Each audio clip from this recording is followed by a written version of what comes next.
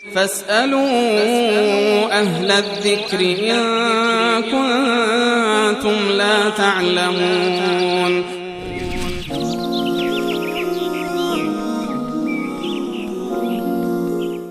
بیننده بعدی پرسیدن که آیا کسی که جنوب شده میتواند دست به قرآن بزند و قرآن را بخواند؟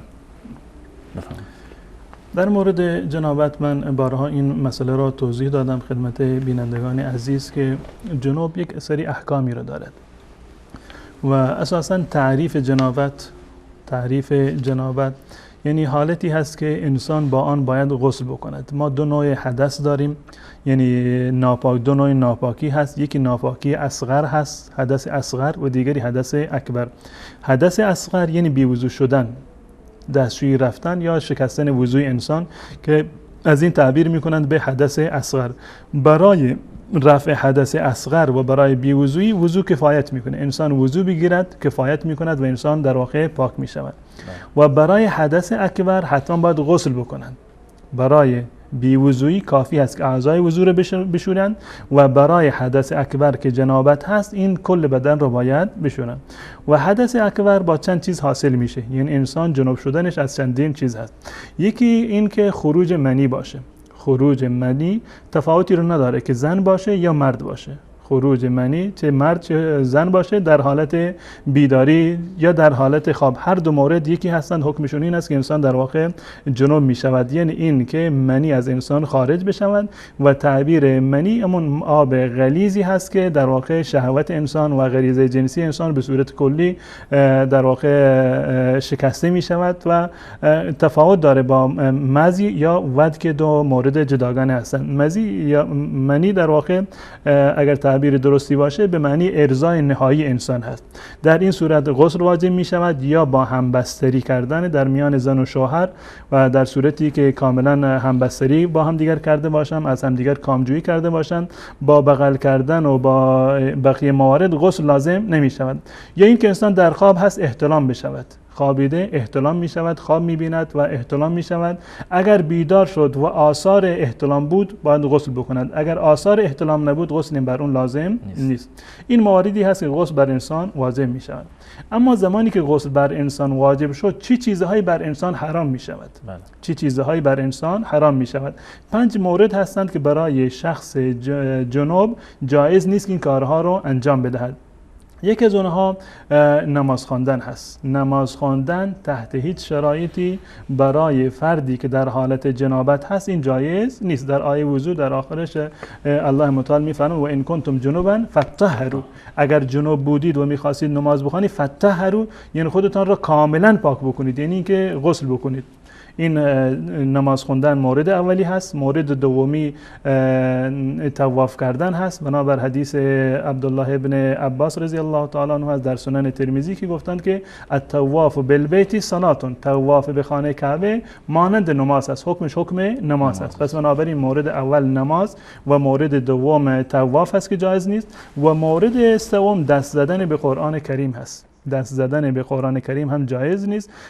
در این زمینه از آیه قرآن هم استدلال کردن برخی از علما که لا یمسه الا المطهرون، و دلیل قوی ترش حدیث عمرو بن حزم هست که در اون اومده بود که رسول الله صلی الله علیه و سلم فرمودن لا یمس القرآن الا طاهرون، که قرآن را کسی نباید دست بزنن مگر انسانی که پاک است. پس بنابراین مورد سوم هست. و مورد چهارم قرائت قرآن هست، هم دست زدن به قرآن و هم قرائت قرآن که این هم جایز نیست، بنابر حدیثی که سیدنا علی رضی الله تعالی عنه روایت کرده و در مسند احمد است که رسول الله صلی الله علیه و سلم در هر حالی قرآن را به ما یاد میداد مگر اینکه در حالت جنابت باشد. این مورد چهارم هست. و مورد پنجم ماندن در مسجد هست، یعنی این که انسان در حالت جنابت در مسجد بنشیند و در اونجا در واقع ماندگار باشد، این هم جایز نیست. عبور کردن از مسجد هیچ اشکالی رو نداره که الله متعال میفرماند که ولا تقربوا الصلاة وانتم سکارا حتی تعلموا ما تقولون، زمانی که نشستید وارد مسجد و مشغول نماز نشوید.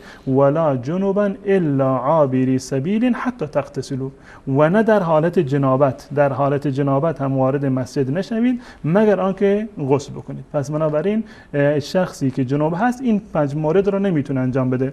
نماز خوندن رو، طواف کردن را دست زدن به قرآن و قرائت قرآن و ماندن در مسجد. این موارد اتفاقی هست در میان فقها و مذاهب اربعه که این کارها را نمیتواند انجام بدهد.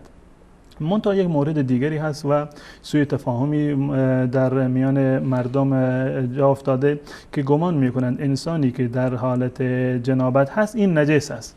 مثل اون موردی که من قبلا عرض کردم، در برای کسی که شراب خورده باشه نجاستش نجاست ظاهری نیست، حتی خود نجاست خمر و شراب هم نجاست ظاهری نیست بلکه نجاست معنوی هست. با جنوب شدن انسان نجس نمی شود، درست است ناپاک می شود و حدث اکبر هست، نماز خوندن و این مواردی که عرض کردم جایز نیست، اما بدین گونه نیست که نجس بشود، به هر چیزی که دست بزند یا عرقش آب دهانش همه رو ما نجس حساب بکنیم.